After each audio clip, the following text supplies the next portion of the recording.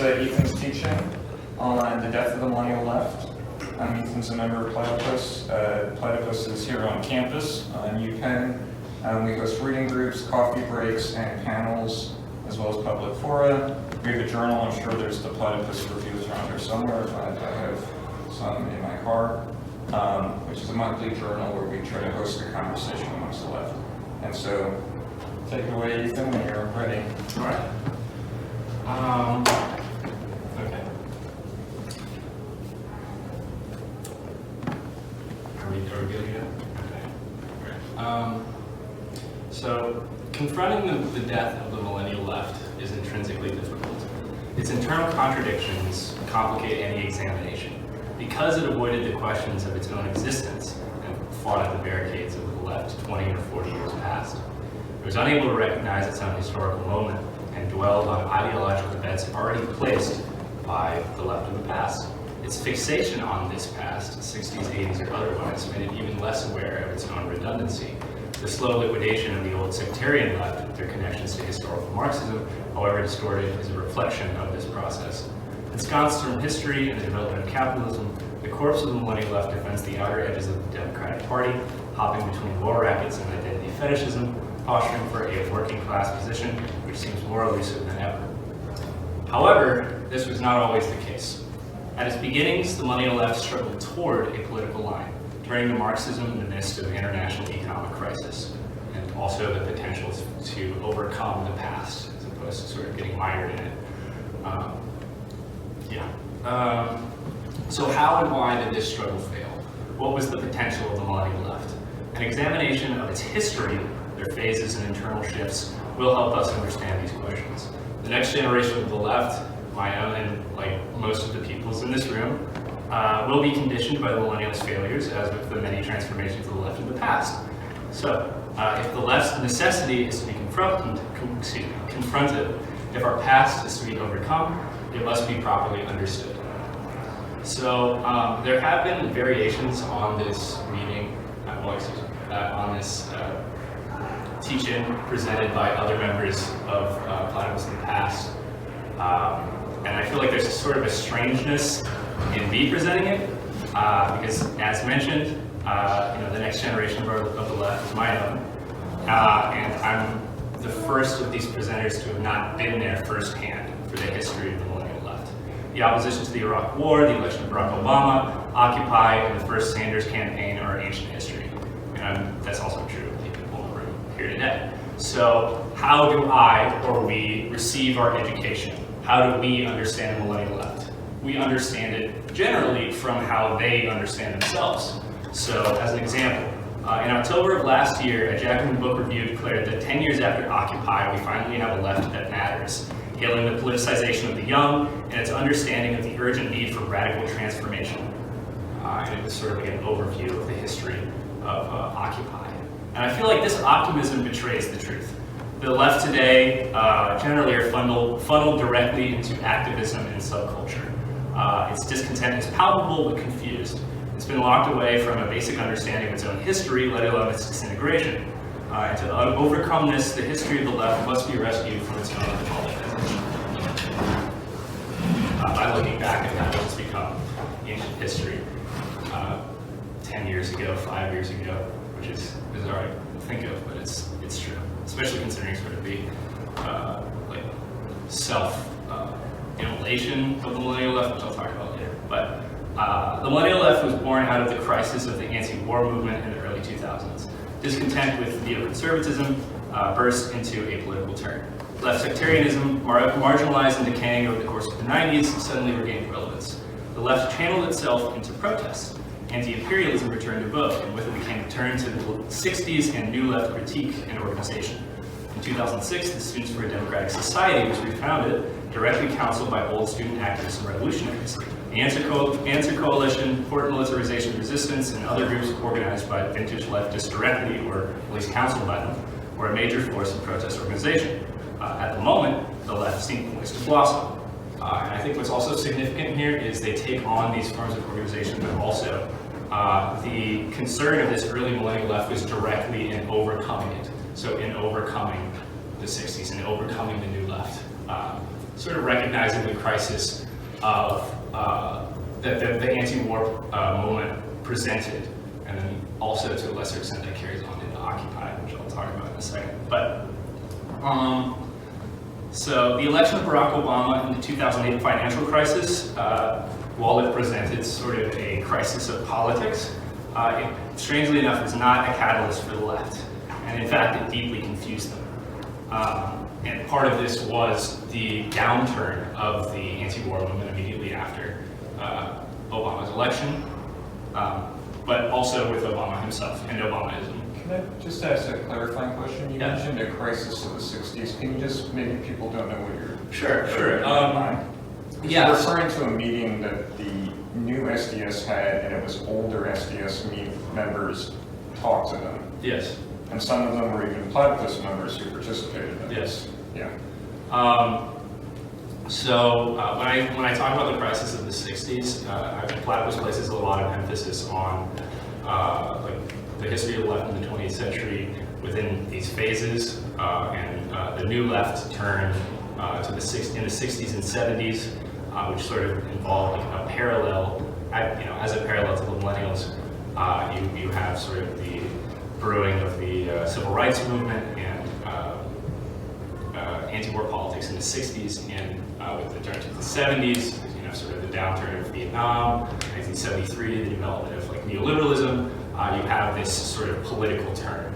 So you have sort of like a return to Lenin, a return to party politic. I mean, Black Panthers are a good example of that, but and the SDS, I think, is a sort of personification of that turn, like the old SDS, I mean, insofar as they're student anti-war political activists in the 60s, and then sort of the downfall of the SDS is in their sort of being absorbed into like sort of a rump Maoist party. But they split three ways. Yeah. So there's Revolutionary Union, or Revolutionary Youth Movement 1, Yeah. Revolutionary Youth Movement 2, and then the Progressive Labor Party. Right.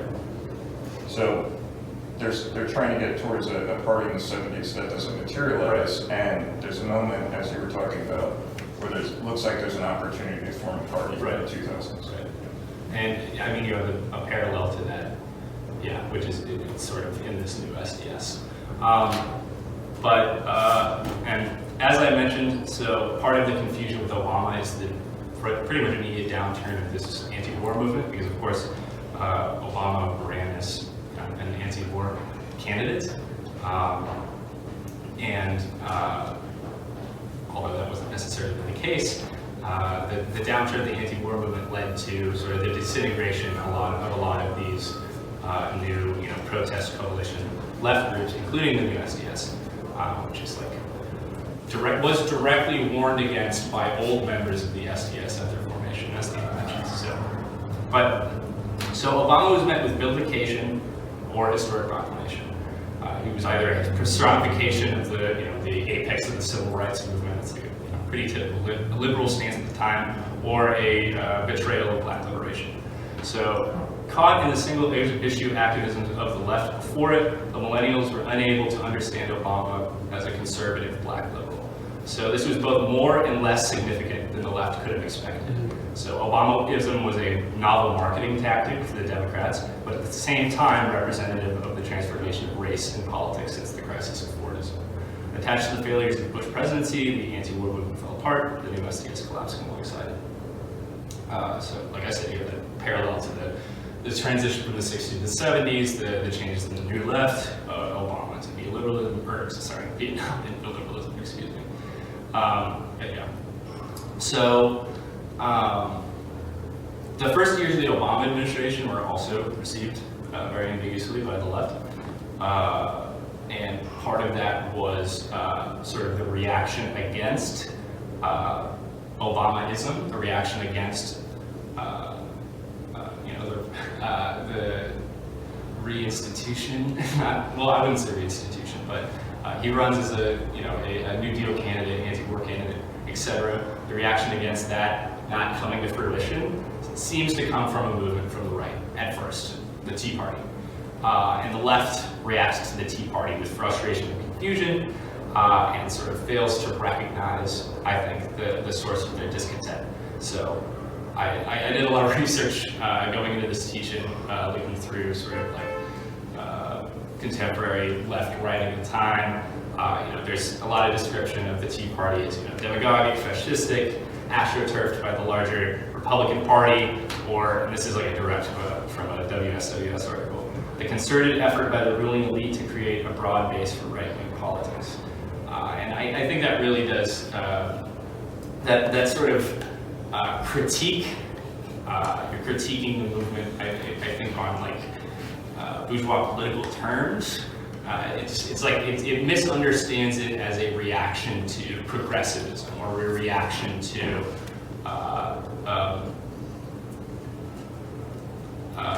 Obama himself, rather than sort of Obamaism and the economic crisis, the way that it was addressed. And I mean, the history of the Tea Party is intrinsically connected with Occupy, and the relationship between Occupy and the Tea Party, I think, is also something that was it was not quite so approached by the Millennial Left. So Occupy, is sort of today the mythological birth of the Millennial Left. You get Jacobin, the new DSA turn, etc. And I feel like that mythologization began almost immediately after the camps had fallen apart. So in a 2012 interview with the Platypus Review, Cornel West described it as a magnificent emergence of social motion and momentum, and also as forcing the mainstream to acknowledge that the Tea Party was not the major form of social motion. So you sort of separate Occupy and the Tea Party, and that really obfuscates them both. And also obfuscates sort of the pontificated relationship between, for example, Occupy and the Arab Spring at the time, or the new anti-austerity politics in Europe, sort of pointing towards, with the seeming demise or the death struggle of neoliberalism, some sort of new form of capitalism. And part of that change presented an opportunity to the Millennial Left, which was not taken up. So these movements presented the Millennial Left with its greatest and perhaps central ambiguity, its relationship to bourgeois politics.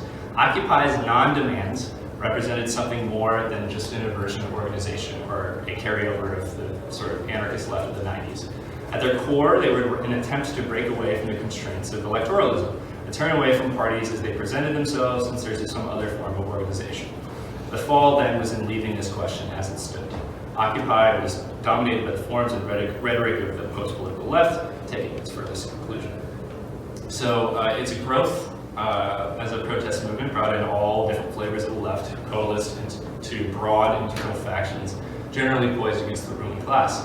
The old DSA, future Jacobin affiliates, and other groups willing to engage with organized labor pushed Keynesian nostalgia familiar to contemporary talking points: jobs, free college, Medicare for all, and the like. As an example, Chris Mazzano, future Jacobin editor, DSA luminary, and sort of Graeber adjacent anarchist at the time in 2012, echoed the sentiments of much of this group when he said he failed to see how any of those demands could be co-opted by the ruling class. So, and then at the other side, you have I think the thing that often personifies Occupy, which is, occupy everything, demand nothing.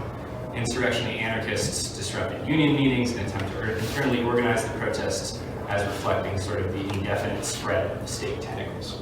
Now, both of these positions represented discontent with and within bourgeois politics. Marxism, the Question Party, and the self-analysis of the left were nowhere to be found. The old groups who had gained significance in the anti-war protests were marginalized at best and invisible at worst. Marxism hung as a specter over the anti-Marxian sentiments of organizers. So, and to me, it's no surprise that the most sort of theory-minded of the organizers used Marxism to justify their turn from protest to politics after the collapse of the movement. But really, what was this turn? It was a decline in the horizon of politics, a cry of protest before the accommodation to capitalism. The social democratic left post-Occupy turned again to the past. The left, new and old, historical movements already overcome by capitalism, failing to approach the crisis of the present. And I think a large part of that, I'll talk about this in a little bit, is sort of the DSA.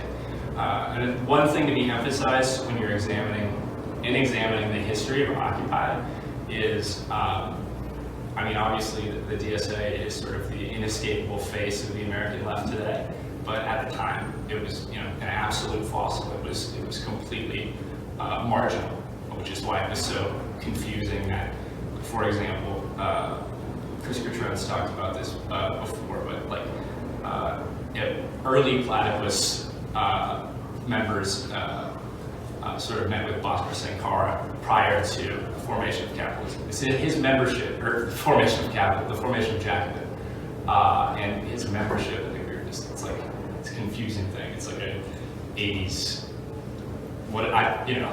It's very much not. Joined when he was in high school. Yeah. The crisis of neoliberalism boiling in the 2000s and exploding forth in the early 10s with the financial crisis and the internal cleavages of international capitalist politics were treated as a continuation of the past. The left views Marxism to justify its own helplessness, as Danny puts it in his article. Lenin's left-wing communism was dug up to justify voting Hillary Clinton for 2016. Trotsky was dug up to justify deplatforming in 2017, et cetera, et cetera.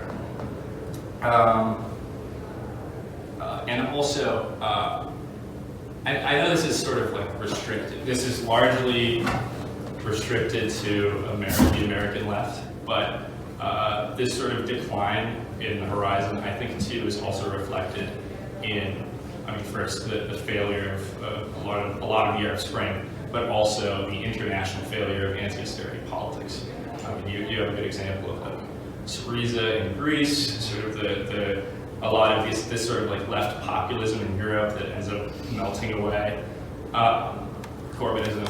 I would separate those moments. So the Syriza Podemos is kind of like preempting Sanders in the US and Corbyn. It's like this neo-social democracy. Whereas 2011, there was Occupy Europe. Right. And there's also Blockupy in Germany. And, you know, those things resolve kind of going into their respective democratic parties.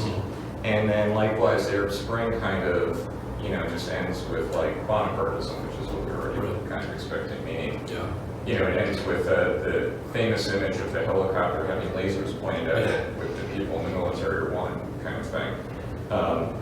So that's prior to that. Everything's kind of resolving in 2012.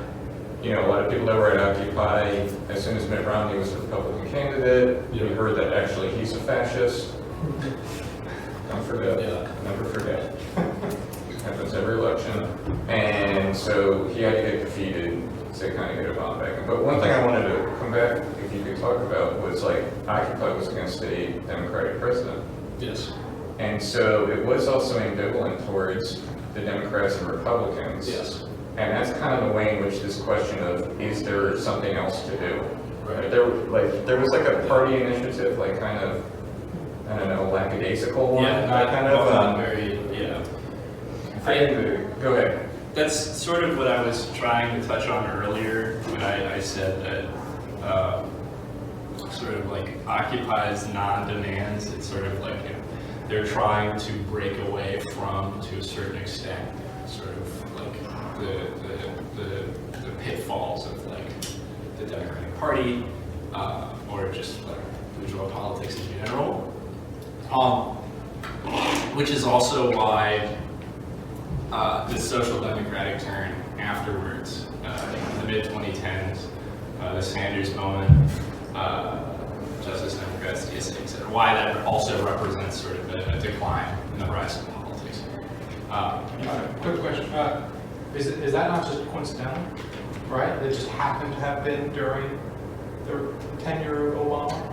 I wouldn't say so, no. I feel like Occupy was specifically a reaction against. Interesting. Can I bring up a quote that will link that together? Right. So Donald Trump, in his campaign book, in an appendix he wrote, said, Occupy and the Tea Party are the same thing. Barack Obama. Donald Trump said that. Barack Obama would not say that. Donald Trump said they're the same thing because they're people protesting the fact that banks were bailed out and not people.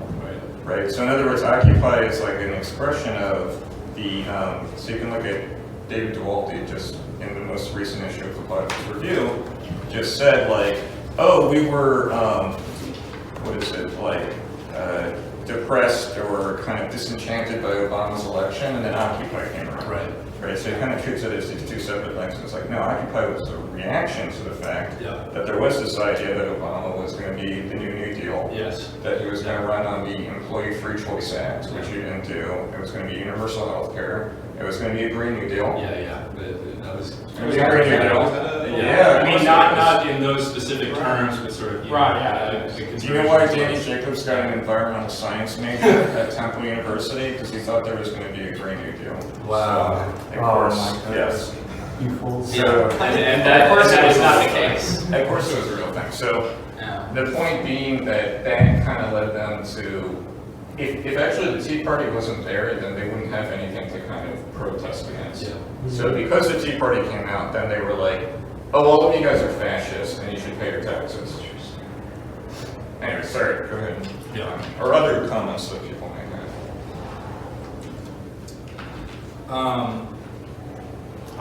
And also I would want to say, I feel like Obama maybe, looking past his presidency, if he was to speak about Occupy now, I think he would probably make the same cleavage between the Tea Party and Occupy, because as with many other sort of Democrats, sort of recognizing Occupy as a potential sort of grassroots force to be incorporated into the party, and also you sort of have that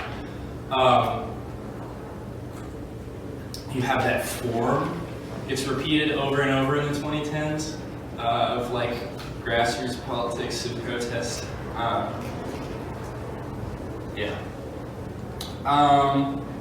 was I? Oh yeah. Okay. So there were, just very quickly, there were already police brutality protests in Occupy. Just for anything Black Lives Matter.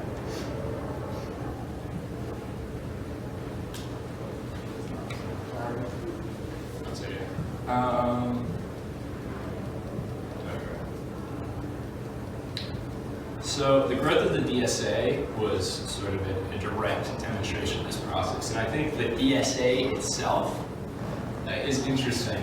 The turn to the DSA is interesting because it was, in the 80s, founded as sort of a capitulation to the failures of the New Left. So Michael Harrington called it a defeated remnant of a defeated remnant of the New Left, and sort of a reconstitution of the constituent pieces of the old Socialist Party of America. And also, while it did feature this sort of idea of pushing the Democrats left, first that wasn't the principal project of the old DSA, but also the idea was to sort of press the Democrats left in order to turn them into sort of a labor party, and also to allow for the future creation of a socialist party.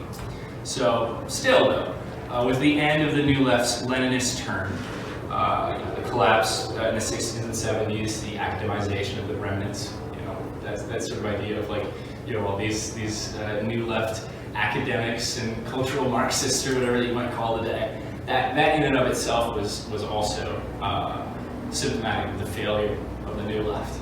They turned away from politics. But the DSA, from its foundation, represented a decline in the horizon of politics. It showed to realign the Democratic Party, as I mentioned, and then sort of settles as this loose kind of pressure group on the party's left wing. And the question is always the goal is to change the Democratic Party into this labor party, and then the new DSA, the idea is to sort of transform them into a socialist party from within. But whatever that means, the question of change them into what is not really approached. So the new DSA both is and is not. I kind of want to say was and was not because we're past that moment, but it's still around. The old DSA. So they still have this larger goal, the transformation of the Democratic Party, but at the same time, they're mirroring these strategies in sort of an era too late. So they're mirroring the 30s or 80s while falling below the potential. And they also follow they also sort of, the new DSA mirrors the old DSA's formation in a certain way, in the sense of like over the course of the 10s, you have like a lot of old sectarian groups, Can you just explain what the realignment strategy is? Because you're saying that the DSA is doing something today that Michael Harrington was more conscious of. Yes. Yeah, so the realignment strategy in the 80s, it was an attempt. It goes back early. Yeah. I mean, I'm speaking like specifically in reference. The idea is that when Eugene Debs founded the Socialist Party, he said the Republican Party is the party of the capitalists, the Democratic Party is the party of the middle class, and we're the Socialist Party. Right? In other words, he wasn't like, oh, we got to break off from the Democrats. There was an idea that this was an opening for the Socialist Party. Right. In the mid-20th century, after the Socialist Party had collapsed in the U.S., the idea going into the New Left was we're going to realign the Democratic Party to be like that again, to give an opening for the Socialist Party. Yeah. Right? So Bayard Rustin writes this article after the Atlantic City Democratic Conference where he says now's the opportunity for bringing the civil rights movement and labor and forming a socialist party. So Michael Harrington's keeping that strategy because he was a young socialist in the, I always forget the acronym, but it's like Young Industrial League for Democracy or something like that. All sorts of famous, he was a Max Shachtman ran it, so famous break of the old Fourth International. And the point is, what Ethan is saying, and correct me if I'm wrong, is that that strategy kind of continues today, but unconsciously. Yes. I mean, the idea today still is the Democratic Party, you can see in the response that Tom Cannell had to my article, where he quotes the Constitution and says the Democratic Party is like the leaders suck, but the base is that's our constituency. So they're still thinking like, you kind of break the Democrats or you change them or something like that, but they're not clear what they're doing anymore. Yeah. It's less conscious. I'm assuming you're taking from the poor Republicans, the hinterland Republicans. Well, they're written off. Yeah. The Republicans are just completely written off. That's why we keep mentioning that they're written off as fascists. I mean, that's been the case since like the 30s. Not just the leaders, but... Oh yeah. Yeah, go ahead. If I can just give an Yeah. example, which I think is very relevant to what Ethan and Danny are saying here. So there's something called CPUSA, not to add on to all the terminology and stuff, but it stands for Communist Party of USA. And that location was postponed. Yes. I visited there. They have a nice bookstore. Yeah, we did there. So one time, so they are more explicitly pro-Democrats. So there's one time I asked them, right, like there's an article from 2018 we were reading together. It's basically the same stuff Danny was saying. It's accusing Trump and the Republicans as fascists. Therefore, as a political necessity, they have to support the Democrats. And I asked them, why do you do that? Don't you think what do you think about Democrats? Yeah. And they explicitly said that it's not the Democratic politicians we support. They make a distinction between the politicians and their base. So they said it's the base that we're appealing to, it's the working class. So in other words, that's also a reflection of implicitly writing off Republicans as just, racist or something. Yeah. I think another obfuscation, another sort of obfuscation, which was also common in the DSA during the Trump presidency, is you have this idea of you have to support the furthest left Democrats that you can because of the imminent threat of fascism, because of, and that carries over, like the peak of that sort of hysteria goes to the continued relationship to the January 6th protest. But there's this idea that democracy is constantly under threat, so that there's it's part of this uncertainty. So the renewed DSA and the bolster of social democratic politics was actually its sort of second death. And the two Sanders campaigns, as well as the Justice Democrat explosion, also pointed towards this accommodation. They too hoped to transform the Democratic Party from the inside out, sort of a like adaptation through protest.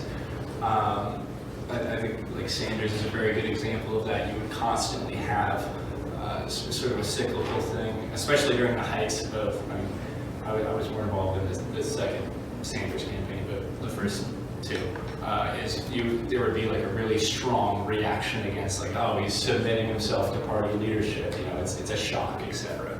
But at the same time, sort of Bernie's campaign is itself sort of it's a protest campaign. He doesn't expect to get anywhere as far as he does the first time that he runs.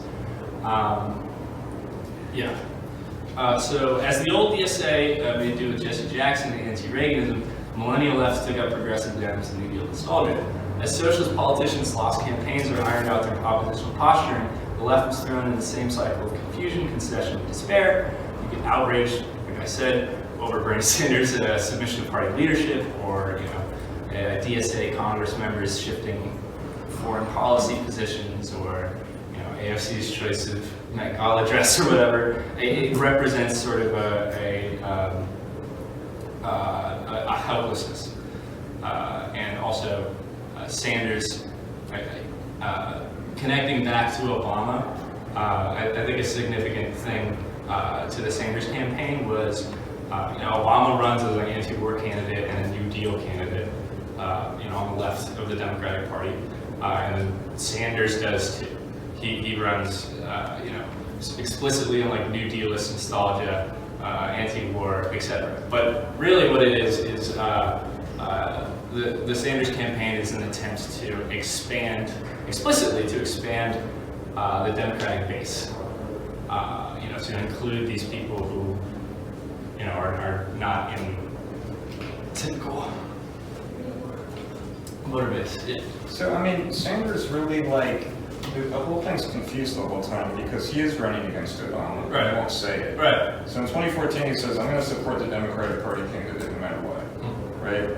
He says that, right? It's not like any surprise when he does that later in 2015 because he's been saying it again and again. Right. And yet, everything he's kind of running on, when he talks about all these things, I don't know, he calls it the billionaire class, or he literally takes over language from Occupy. Top 1%. Right, which is why people are like, oh, it's the first time it was ever said on TV, and I was like, they just fucking said this on TV 3 years ago. Yeah.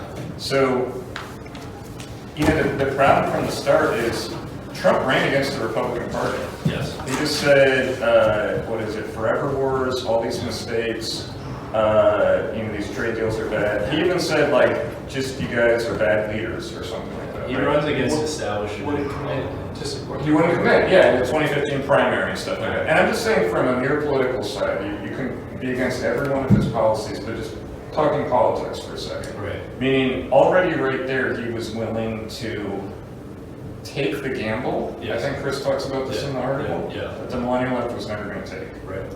Right? In other words, politics is a gamble. Of course it is. Yeah. Right? And he was willing to take that. And the Millennial Left wasn't. Yeah. And so consequently, it just got behind the Democrats the whole time, which is, I don't know, because it is going to be a break to, the breaking from the Democratic Party, that is going to look like a gamble. Because I always think they go, well, we got to stop the right, but we got to break from the Democratic Party. And I just go, but I know that you're never going to do that because breaking from the Democratic Party is going to threaten potentially the right wing. Right. So you have to get over that fear, or you have to become actually indifferent to that, or you have to raise the question of maybe what's understood by left and right is not really left and right, it's just two kinds of right wing. Right. Meaning, I think the biggest problem that the millennials never dealt with is they just assumed they received definitions of left and right. Yes. Yes. Right, and so they could never actually make the political maneuver of leaving the Democratic Party because deep down in their heart they just assume that the Democrats are to the left. They're more comfortable with Democrats now. They can say I hate them, they suck, they're corporatist, there's spineless, all these pejoratives, doesn't matter. Well, I think it's sort of like something, a process that shows that is you have, I mean, first with the Sanders campaign, but then you have like these sort of like new social democratic Democrats that get elected, and that seems to give credence to this idea that like first, you know, there's a potential to change the Democrats from the inside, but also the Democratic Party must be a left party because they sort of allow for this internal dissent. Which I think what's also significant too is you have like even a decline in the potential of politics in that too, where you go from Sanders' presidential campaign to like internal pressure group within the Democrats, and then, you know, constant frustration, and that's sort of like, you know, they submit to party line or whatever. Yeah. Oh, I speak too much to the last question, but if there is a real, like, you know, dream of creating this third party that truly represents the left and those frankly dissatisfied with politics, why can't it be one that pairs off the middle class from the Democrats and then, you know, takes out these Tea Party type people, these people who are dissatisfied with the system that Trump was able to mobilize? Why is that not possible? Why are they all written off as Republican? I mean, this is a I think that's really good question. Yeah. $1 million question. Was it because, I don't know if this is true, but is it seems to be a lot of people's perception that the left was focused on identity politics more than they were on a class question? That's something that I get to later. I don't want to sort of get into this idea that the problem is that the millennial left was like too woke or too Antifa or whatever, because that's not necessarily the problem, because the sort of materialist, contrarian dissenters to the millennial left, they fall into this sort of same antinomy, this like struggle that's like with, you turn to the past with this left nostalgia and this inability to organize. So the necessity expressed by the crisis of politics and tenants. No, it's a good question. It's an old antinomy. It's exploitation for suppression. Yeah. It goes back many years, like almost a century by now. Yeah. So the necessity expressed by the crisis of politics in the 10s was to escape from this antinomy. It was to approach a path to the reconstruction of the party. Millennial left was not too woke or too class reductionist, too social fascist, or too Antifa. It was less than all of these, caught in this degenerated struggle between politics and social action. So it's not like merely a question of were there, like, for example, I feel like, and this is sort of a indirect recognition of the sort of the death of the millennial left from themselves, is you have this DSA later in life. This is like particularly true like with the end of the Sanders campaign in 2020, sort of massive amounts of despair over the sort of end of that moment. You have like a class turn within DSA. You have like this class unity section, and also you have the growth of these like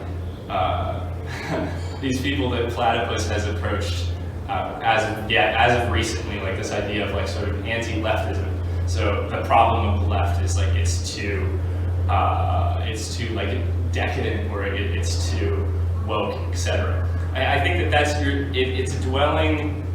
I don't think it's a question of tactics so much as it's like it points towards like the left itself being dead. Yeah. Yes. I mean, it might be the wrong question if you put it as class versus race, gender, sexuality. Yes, yes. That's kind of how it played out in the DSA, or adjacently, I guess, the Democratic Party, because the DSA was kind of in that. In other words, Sanders, in a sense, was a kind of identity politics. It was an attempt to be a little bit more universalist and say, well, we're about workers instead. And that's more of a kind of universal identity. But the problem with identity politics is not that it talks about race, gender, and sexuality, because those are real phenomena of capitalism, of course they are. It's rather that it's not political, right? I mean, it ends up being a question of kind of different ways of constituting people into the Democratic Party. Yes. And so you can even think, like, you know, you mentioned the Rainbow Coalition earlier. So the Democratic Party, you know, post Keynesian Fordism was a coalition of official labor, right? And then different kind of activist groups had constituted new different quota systems within the Democratic Party. It was kind of expressed in the McGovern-Fraser Commission. I mean, at the 1968 convention for the Democratic Party, there was like riots. They tried to run a pig for president. You know, there was like this shit in Chicago. And in response to that, at the 1972 convention, they had this quota system. And sort of famously, like someone like Gloria Steinem, right, the feminist, who comes back in the Sanders campaign to say that women who vote for Sanders only do so for the boys or something like this. Like, that's what it did. That the activists of the 60s, in a sense, recreated the Democratic Party and liquidated themselves into it. Yes. And then formed a new coalition. And the Republican Party, in many ways, was a kind of mirror of that. So you get the Reagan Coalition and the Rainbow Coalition. Yeah. Those coalitions are now, or have been in crisis for about the last 15 years. Meaning, in the Iraq War, the Reagan Coalition already starts to fall apart because the kind of neoconservative wing and the neoliberal and kind of Christian conservative wing start to split apart. Meaning, libertarians, Ron Paul. Yes, Right. yeah, I was gonna, He's actually great. Right, so Ron Paul was like, oh, you guys are doing this crazy like crusade in, you know, Iraq or something, right? You're trying to spread democracy, you're just killing people. That's why I brought up Trump, right? Trump's like, forever wars, right? It's the biggest mistake ever, the invasion of Iraq. And likewise, even the Christian conservatives, I think Karl Rove called them bumpkins. yeah. Remember this? Like, he wasn't exactly, he's like, yeah, we kind of like tricked them into voting for us, we get W. Bush up there. And so the Republican Party's coalition, because that's all these things are, they're just administrative rackets, really. Yeah. Already falling apart. That's what capitalist politics is. And the Democratic Party, in a sense, was already collapsing, but Obama was able to kind of fully fulfill the Rainbow Coalition and make it collapse at the same time. Which is, by fulfilling it, because then people went, oh, we didn't get the promised land sucks, so I can't buy them. That also touches on also touches on something that I wanted to talk about as far as the next thing I was going to talk about with Trump, but I feel like this is a good way to sort of lead into that, is recognizing Trump as sort of a personification of like an attempt to struggle past capitalism's organizational form, struggle past neoliberalism. Trump is not a neoliberal, and the millennials did not recognize this. You have this antinomy. I remember this distinctly from like Jacobin, but also just like peripheral left publications. It's the idea of either Trump in his presidency was, he's lying, he is a secret neoliberal, it's entirely, rhetorical, or it's, it's fascistic, it's Steve Bannon, whatever. And in doing this, they are sort of avoiding. It's obscuring the crisis that he represents, and at the same time also sort of shirking away from the opportunities that change presents.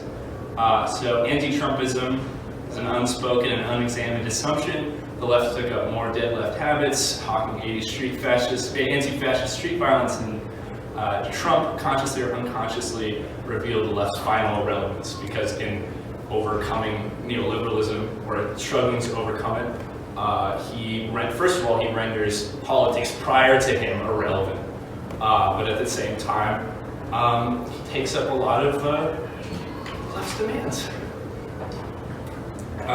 Anti-war, great example. Trump was an anti-war president.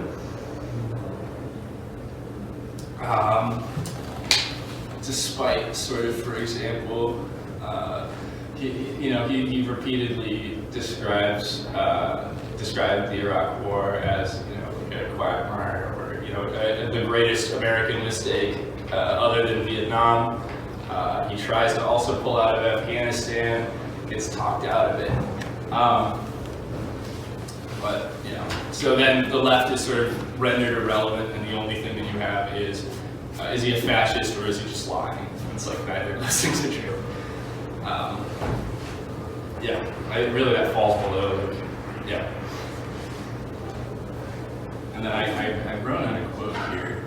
This is sort of connecting with like the New Left before them, with the millennials becoming the last defenders of neoliberalism. That also parallels the New Left insofar as they become under like Reagan, sort of like the defenders of the Fordist welfare state. So I got this Marcuse quote here where he's like talking about Reagan, and he says, "Only a fascist would call for the cutting of the welfare state."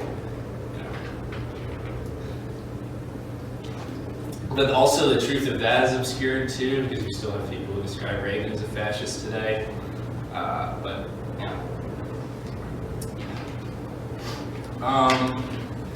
The later tent. So the pet issues of the millennial left, from wokeness to climate politics to anti-Trumpism, were the split lines of contemporary capitalist politics. In the absence of the party, you get the cultural war posture. The millennial left was unable to analyze the conditions of its own moment in taking a side in this culture war and relitigating the present in the terms of the past. They failed to approach it. That is to say, its hows and whys, the potential overcoming of any of these positions. The potential overcoming of the antinomy between, for example, like identity politics and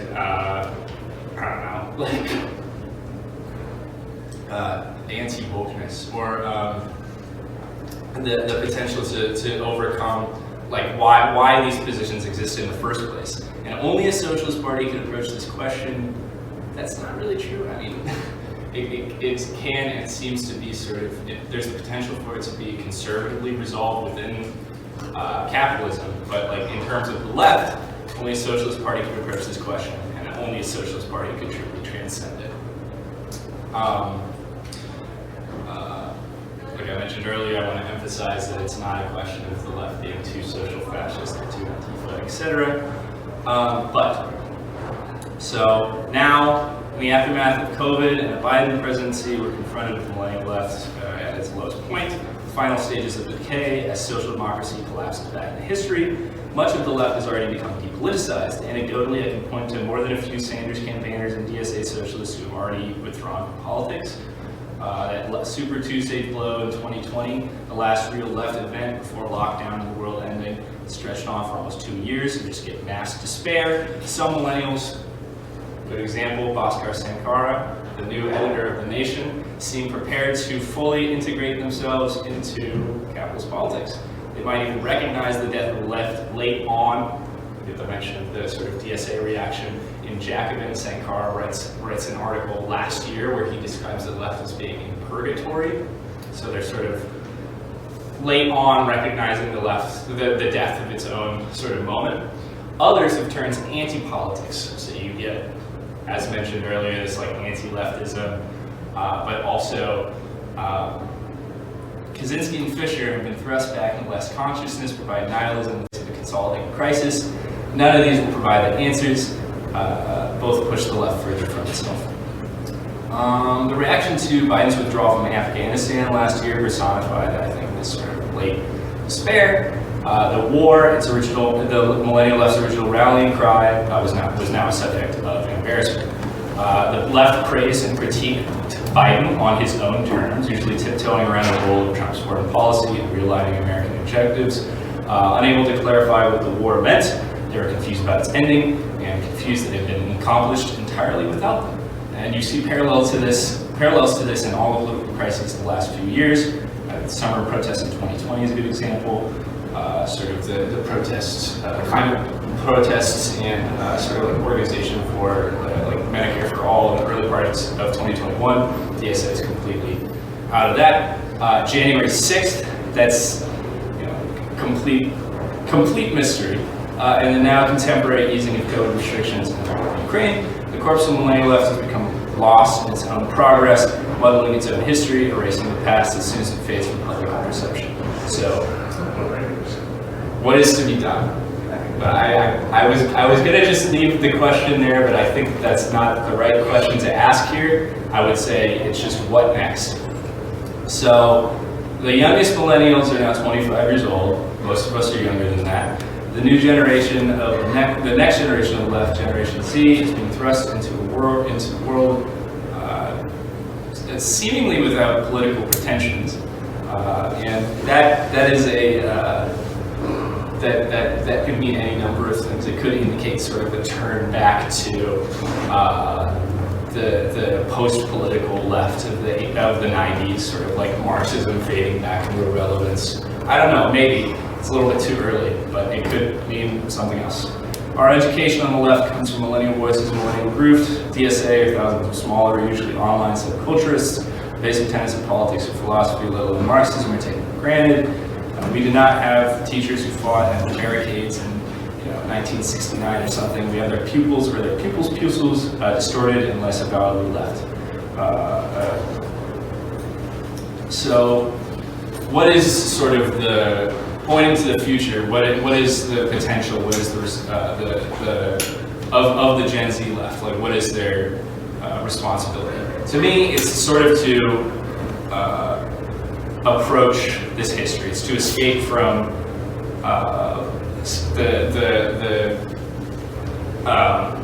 the absence of it.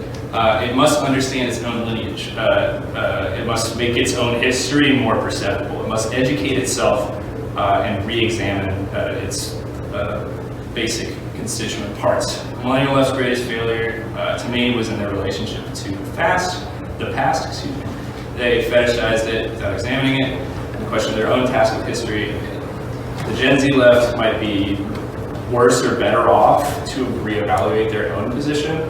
Like I said, I'm not really sure. It leans towards the latter, or it seems to, just based on anecdotal experience. Yeah. So Chris wrote that article, The Death of the Millennial Left, in 2017, when yes. there was a DSA bump. Yes, and now the DSA has been declining. Right, so in other words, it was when it was growing, and the following year Time magazine said, here's the return of socialism, that he said this is the death of the left. Okay, so I think people accept the death of the left when it's like 2022. Well, it's already happened, yeah. Right, in other words, unless you're like, and that's also a problem with the left too, is you get frozen in 2018 or 2019. There's sort of like this assumption that the DSA is still continuously growing, whatever. But yeah, I mean, people to a limited extent are willing to accept it now. But I guess what I mean is, I know many people in this room are Zoomers, and there's this question of like what the millennial left means to them. Yeah. Because you were mentioning there is an ancient history thing to it as well. Yeah. And there's also this question of what is there to learn? And I think you brought up, you alluded to Benedict Cryptofash earlier. Yeah. So I don't know how old this Twitter handle is. I don't know who this person is. I'm guessing they're probably sort of Generation Zero, maybe perhaps, or at least they're followers of that. This is somebody that we published in the Platypus Reveal. Yeah. And I bring that up because they're like, oh, okay, the left is AOC. We need to get rid of that. That's the problem. And the reason I bring that up is because I feel like now talking to Generation Zero, Z, whatever the next generation of leftists is, what we're now getting first is a kind of like reaction to the millennial left.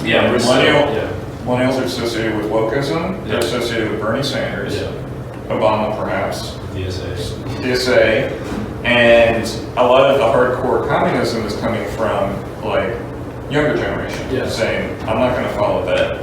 And the reason I bring that up is because whenever there's an opposition to something, maybe some people are going to hate what I'm about to say, it's also constituted by oppositions. Right? Meaning the reason I brought up class versus race, gender, sexuality earlier is it's not like one of them is the right one. Right? It's that it's kind of a false question. Right?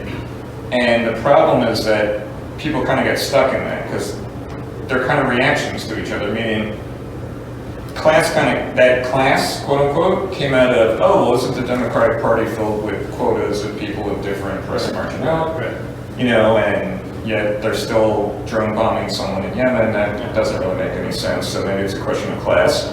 And likewise, Bernie Sanders comes out and people go, yeah, but that doesn't really explain what I'm dealing with, right? Maybe UBI doesn't appeal to you. Maybe it doesn't appeal to someone who's subject to police brutality, right? Who understands that not as a employer-employee relation, but rather, say, along racial lines or even just inner-city lines or something like that. And so there's been that kind of reaction.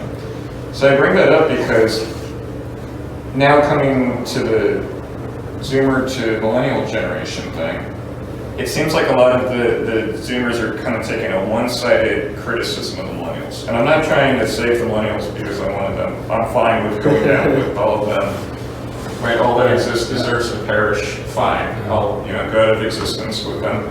But rather that now they're like, and I experienced this last night when I was at a Ukraine-Russia thing on Temple's campus. It's like, oh, now we have to do theory. Yes. Right. So the problem with them was that they were doing too much activism, and now we have to really figure out what we're doing. Yeah. The problem with them is they were woke, so we have to not be woke. Yeah. Right. And I'm not saying, look, I've been subject to plenty of woke cancellation, but my point is just that even if, for a second I go, I'm sympathetic with it, there's the intuitive side where it's like, but this can just be another ideology. Yeah, this the PMC. Yeah. Oh, the old millennials are professional managerial stuff, right? And I'm like, that happened in the 60s. Right. I mean, that's where that's where it does come from. Yeah. It would just be the same thing. So I'm Well, curious yeah. what everyone else here is younger than me, I'm pretty sure. So just what you guys think about the millennials. Well, you get sort of that reaction against the millennials, or on the other side, it's sort of taking it up to its furthest sort of extent. So you have like a hyper wokeism, or but really that even that is sort of like a retreat from politics, because a lot of those people aren't even socialists. What do you mean by that?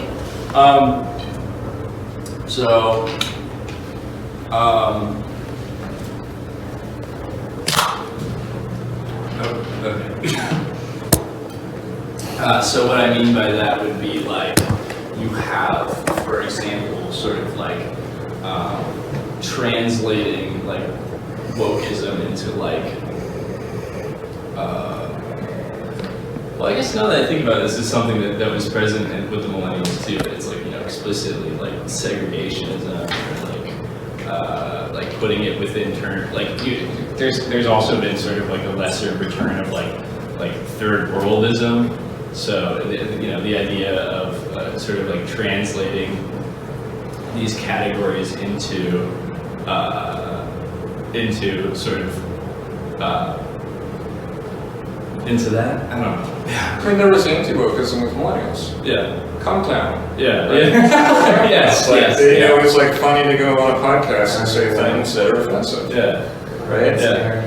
And so, the thing is that, this is why I bring up that, people move in, negations. They just go, oh, that's the problem, so I'm going to do the exact opposite thing. Right. Because, so some of the people on Chekhov's Trap House, I may have known them a few years ago when I was in YDSA, and, millennials have gone through a lot of things, and it's one of these things where it's I can also see people just flip around what they used to be. Right. Meaning, at one time, it's not like they're, I feel like the term woke or wokeness in the latter part of the 2010s, it came in exactly when it was reaching its exhaustion. Right. I mean, that's always been there, in a sense, right? It goes all the way back to 50s, 60s. Yeah. But it was coming into its own as a concept because it was reaching some kind of problem. Right? Where this is why there's a million whatever pieces on, are we just going to cancel each other into nothing or something like that. So it was there with the millennials. There was an anti-thing, but that also didn't seem to solve anything. It even led to nihilism. Yeah. And so I think earlier when you were talking about what would a socialist party do, it's not like a socialist party would try to be offensive. Yeah. It wouldn't take either side really. It would say what is an obstacle to socialism, meaning people need to get along, so they can't be offensive to each other. But it also wouldn't be about trying to cancel people or something. It would just, you have to learn to get along. In other words, solidarity used to mean you got along. You may not be friends. You don't have to be friends with everybody, but you got to kind of recognize, I don't know, similar goal. Right? In other words, workers of one community, workers of another community. Maybe this community is super religious, maybe this one's total atheist, but we can get along, and just enough to get to socialism. We don't have to like completely get along in terms of language or something. There's a movie called Nadawan that we used to watch in Platypus about white and black workers in a strike. I'm forgetting, I have his, okay, he's in Coming to America, but he's in the movie. Nobody else knows that movie either. Okay. I feel like I recognize faces. Yeah, I recognize the concept. Of Anybody watching online? Is it from like 60s or what year is it from? It's from the 80s. Yeah, or 80s or maybe 90s. But the point being that the whole thing is about how different communities could recognize a shared interest in a strike. Right. And so it wasn't about them necessarily getting along as like people. Right. You don't have to be at each other's birthday parties. But that was all that was enough to get to socialism. Right. And in a weird way, it seems like millennials assume that way more is required. Right? Like you have to like it. You have to, you have to like this person or something like that, or they want to know what's going on in the back of your head. And so that kind of authoritarianism, that's a part of capitalism. Yeah. And, so you get a reaction to that of, oh, if you want to know what's going on in my head, it's offensive stuff, and I'll tell you on a podcast. Right. But it's kind of like a false question, and that kind of bogged down the millennials in the later part. And I think now sort of Zoomers maybe, but I don't know. Yeah. That's why I'm asking you guys. Well, this is, I think another thing here is if we want to talk about like sort of the contrast in the state of the left, the question, as I sort of mentioned earlier, the anti-war left leading into Obama and Occupy, the question was, the overcoming of the left as it existed, the overcoming of like, the old SDS or the 60s, whatever. And that today is, seems completely distant, at least to me. Because, when the old SDS met with the new SDS, they said don't repeat us because we canceled each other. Right. So the millennials repeated that. There's like a thing like white college students. Yes. So I guess I can leave the central question. The first responsibility of the Gen Z left is to know itself. So I guess I can just leave with this Platypus' central question, which is what has the left been and what can it yet become?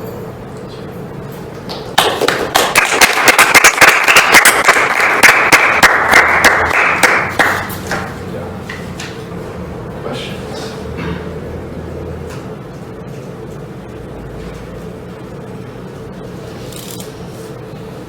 So I have a question going back to Patrick's earlier question, which is very important. And I want to go back a little bit and just ask, first of all, what Ethan you think, and also I want to hear everyone else's thoughts too, if you want. What's the role of the party, or is the party necessary? Because earlier he was saying, how do we create a party that stands distinct from the Democrats and the Republicans and can organize for something different? But I guess the fundamental assumption in this question, or I guess essential for informing this question, is just, why do we need the party? Well, I would say the experience of the 20th century illustrates the decline of the left in the absence of the party.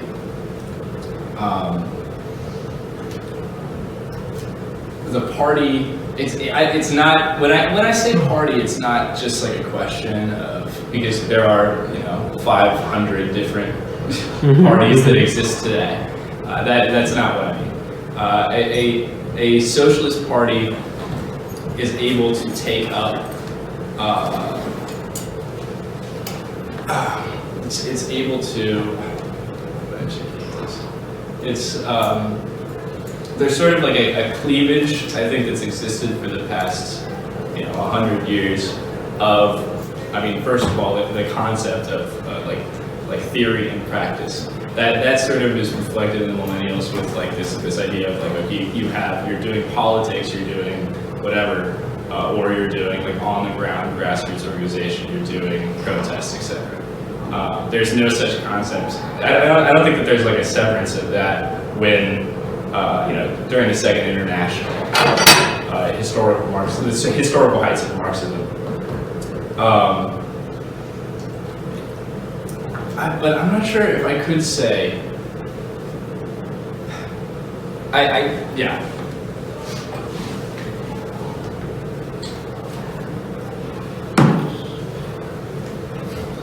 I'm still thinking of a question, but I think it's interesting that a lot of the left now is very online. At least that's where a lot of people get their education. Yeah, absolutely. Like I first learned about socialism from Trappist. So like that's how I went down that pipeline into socialism and politics and activism on campus. But I guess my question is, it seems like in your presentation there's this sort of lack of history that a lot of the left operates from. This sense of, things are happening for the first time now, and so we have to operate from that assumption. Yeah. So what role does history play in terms of molding the consciousness of the emerging politics of the young people now? Yeah. Is it like the ability to understand the situation not as an individual phenomenon or separate from historical consequences? Well, historically,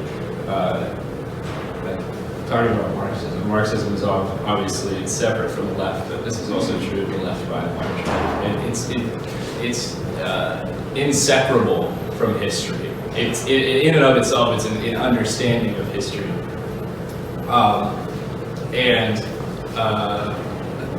The absence of it today points towards the absence of politics. Insofar as it's like it's not merely that people just forget as sort of like a question of like a lack of memory or something. That's very explicitly sort of a product of the way that the left engages with politics today. I would say the role of history would be in, you have the re-examination of it for some future reconstitution of the left. Because obviously the name of this is the Millennial Left is dead. That points towards sort of the larger death of the left. Mm-hmm. It's not merely a question of like, the millennials did wrong. This is a sort of a process of decay. The point was they repeated things. Yeah, so it's their main. They avoid sort of the question of their own historical moment by repeating the past.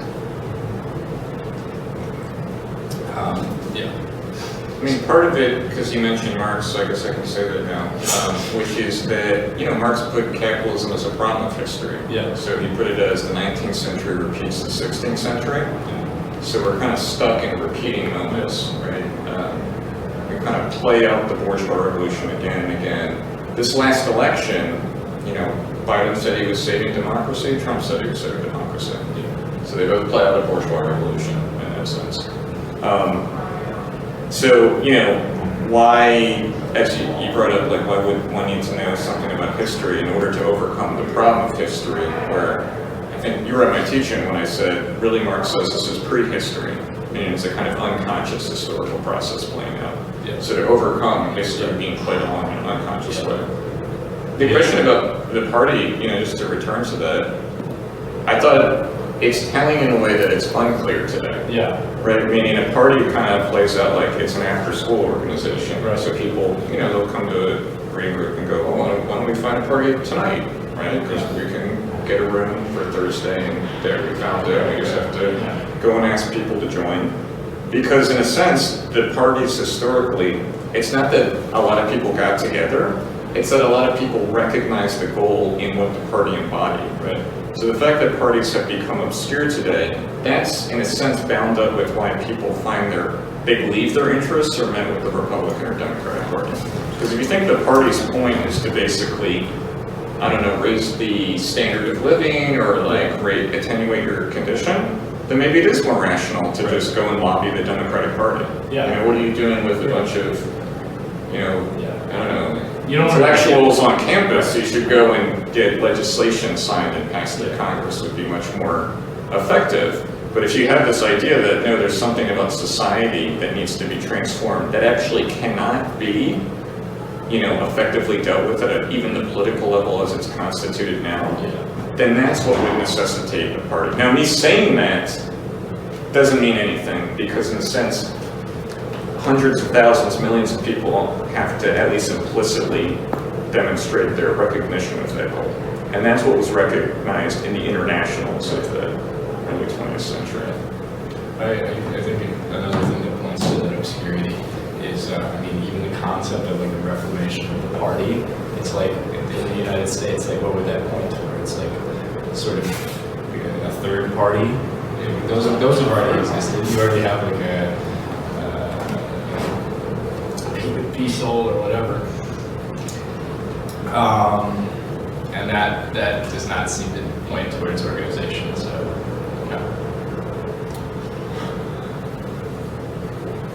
I don't know if you're constituting socialism through the Green Party. Maybe not. Right, because the Green Party is basically a minor Democratic Party. Right. They're like a fresher version, more or less, in the same sense that the left is today. Or the Libertarian Party to the Republicans. Yeah. So, in the party question, I feel like the very founding of the party in the United States would reconstitute the Democrats and Republicans. They might actually all join one party. Yeah. Right? This is kind of what Debs thought was going to happen with the Socialist Party. As he said, the very existence of it would drive the Democrats and Republicans into one party. Right. And who knows, he might get a far-right party out of that. I don't know. Yeah. But the point being that it would change how people even think about politics. Right now, the Democrats and Republicans, they really have a monopoly on that, which really means the Democrats. Yeah. Because the Republicans are like, they're more like the dissidents. They kind of go, the Democrats want to do this, we're going to say no. Trump's kind of his own thing. Yeah. This is like a crack in the old neoliberal coalition kind of thing. But what he's really pointing towards ultimately would just be another form of capitalism. It's a reconstitution of both parties in some transformed way, in the same sense that like Reagan was in the 80s, Reagan as like this shocking whatever figure. What Reaganism does is it transforms capitalist politics, and transforms the constituencies of both parties. You could say that Nixon was the change and Reagan was the product. Mm-hmm. Right. So Margaret Thatcher, right, you know her, she said her greatest victory was New Labor.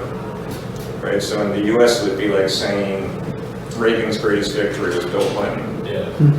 Right, that was his greatest victory. Yeah, because they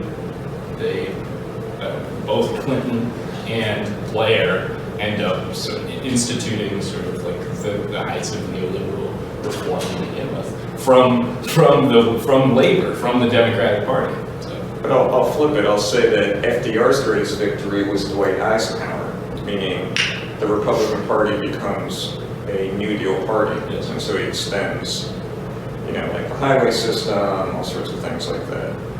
So what we're getting at is the way in which these parties mutually constitute each other, even though one party says you're a fascist and the other party calls them communists. Right. And the problem is, people sort of accept that. Yeah.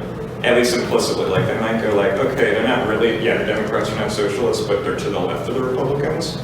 And that literally blocks how people even think about what to do. Right. I think, in my humble opinion. I could be wrong. I agree.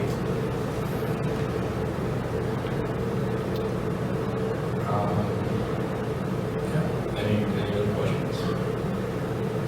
I have one last question, I guess, and we can wrap it up if people feel like that. So both in Danny's article and your teaching, we talked about the idea of the millennial left suffering from the triple knockout of Obama, Trump, and Bernie. And we also talked about how the Zoomer left was, in some sense, a reaction against the millennial left. So what do you think is the challenges the Zoomer left is facing, or is perhaps unable to, or just the most great challenge? I would say that the greatest challenge presented to Zoomers this far is sort of their lack of a conception of history. I mean, that's always been present with the left, but it's like particularly acute with like our generation insofar as like the sort of vagaries of the millennials, the liquidation of the old sectarian parties, etc. What that has directly led to is you have like this conception of like you buy into sort of the millennial idea of socialism as a larger government or etc. People who don't really have like any conception of like Marx, I don't know the history of Marx, but like etc. I feel like the greatest challenge is in overcoming that. And another challenge may be in overcoming this reaction to the millennials, because I sort of alluded to the 90s earlier, but as a reaction to the failures of the new left, you sort of get like anti-Marxism in the form of like, well, a lot of the anarchism and like post-structuralist sort of like academic critique, whatever. That very well could also be the case with the next generation of the left, and that's another form of retreat. Mm-hmm. So, yeah. I mean, so I thought something curious, and I just want to bring up, I think I mentioned earlier something I went to last night when I was at this Ukraine-Russia thing, is that they were no longer saying these are positions that we actually hold, they're positions that we're saying we hold. Right. In other words, that we're propagandizing this is what you would do. And I guess I bring that up because, like, I now know a lot of Zoomer left, and they're like super well read. They're like, oh, we know like Anti-Durian, Hegel, Marx, Adorno, everything that's ever been written in any encyclopedia ever. And it seems like there's something of a way in which like we're going to correct for the mistakes of the kind of vulgarity of the millennials. That they were like, I don't know, they called library socialism or they called snowplow socialism. You remember this of, oh, Sanders is saying the word, so instead we're going to be like really precise about it and get it very well down. And I get it because on the one hand, people have been locked inside for 2 years, and as Caleb was just saying, a lot of people have learned off of various Twitch streams. That's a real thing now. Like at one time, I used to kind of joke about it, and I'm like, oh, that's a real thing. That I meet people, and that's really how they end up encountering socialism. And I think there might be a kind of issue of like smartism. Yeah. And this is why you brought up history. I mean, the recognition of history is not like you get the historical facts down. It's a recognition of your thinking as conditioned by history. It's not just a question of like, I know exactly what Marx, Lenin, Adorno wrote. I know exactly what their positions are, so I have all of the correct esoteric knowledge that I can apply to. No, it's as Danny says, you're conditioning yourself, your politics on history. Mm-hmm. You're grasping what it means today, right? Yes. Like so, okay, so I'll give you an example. So last night, they were describing Ukraine and Russia, and they really wanted to give a Marxist analysis. And so they said, well, Lenin says politics is concentrated economics. So consequently, they were going to describe exactly what's happening in Ukraine, Russia, based on like business interests. Yes. Right? It's like the sunflower company has an interest here. Yes. The oil company has an interest here. Raytheon has an interest here, and that's why there's a conflict. That's like, that's like a war analysis that's going on for Since the 17th century. Yeah. It's very old. It's a cui bono kind of thing, if Yeah. the benefits in it. So the reason I bring that up is because everyone says the same words, but what it means today actually reflects the way in which it makes sense today. Yeah. So economics and politics today really does look like there's the economy, and then there's people making decisions in Washington, and I'm going to explain their shareholding Yes.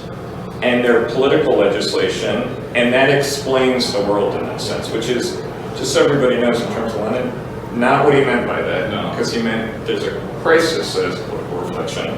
But nonetheless, the way in which it made sense to Lenin, because we don't actually inhabit that position, we might even say the consciousness, not mentally in his head, but the organizational consciousness embodied in a party, Yeah. that in a sense it doesn't make sense to us today. It doesn't have the same concreteness and acuity that it made to him. Yeah. Right? That we can say, oh, there's a crisis playing out in civil society, and the political reaction might be the diametric opposite, but I can't even make sense of it in a political movement. It instead plays out, I don't know, something that James Baker said to Gorbachev in 1930, Yeah. or 1990, Yeah. right? That's the only way in which we can explain what's happening. So, going back to the history question, the way of approaching the text is also potentially representing an anterior epoch that supersedes the present, which would be a different way of reading it, because then you're reading it as something to aspire to, instead of just going, this is just knowledge in the same way that I wrote in my math book. Right. I know the fundamental theorem of calculus, blah, blah, blah. So I would say that would be a starting idea. Speaking about like a superseding period, there's it's easy to be able to look at the 20th century, after the crisis of Marxism, as sort of as a decline of the left, as a decline in the organization of the left, but also everything becomes more obscure. If anything, you have like a second international, party bureaucrat or like trade union organizer in like 1909. If you look at the sort of the politics of today, that's like an absolute sort of dystopia.